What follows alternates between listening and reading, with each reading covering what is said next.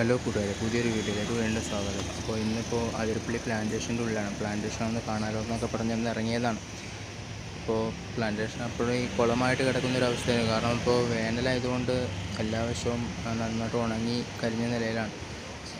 പ്ലാന്റേഷൻ്റെ ഇരുവശങ്ങളിലും പനകളുണ്ട്, പക്ഷെ എന്നാൽ തന്നെ പല പനകളും മറിഞ്ഞു കിടക്കുന്ന ഒരു അവസ്ഥയാണിപ്പോൾ.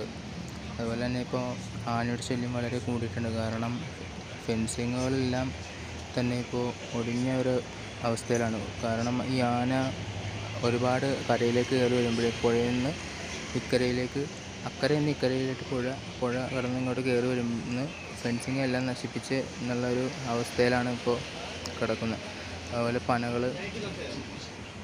അതുപോലെ പനകളിങ്ങനെ വട്ടം കടപുഴകി കിടക്കുന്ന കാണുന്നത് എന്ന് പറഞ്ഞാൽ ആന മറിച്ചിട്ട് തെങ്ങിൻ്റെ അവശിഷ്ടങ്ങളാണ്.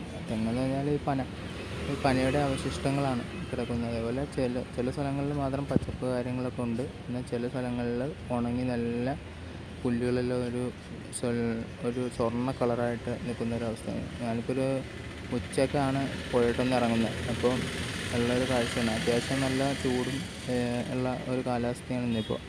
മഴയുടെ ഒരു അവസ്ഥയില്ല. അല്ലെങ്കിൽ എല്ലാ വൈകുന്നേരവും അല്ലെങ്കിൽ ഉച്ച തൊട്ട് നല്ല മഴക്കാർ കാണുന്നതാണ്. പക്ഷേ ഇന്നെന്താ മഴക്കാർ കാണുന്നില്ല. ഇതാണ് ഫെൻസിങ് ഞാൻ പറഞ്ഞത്.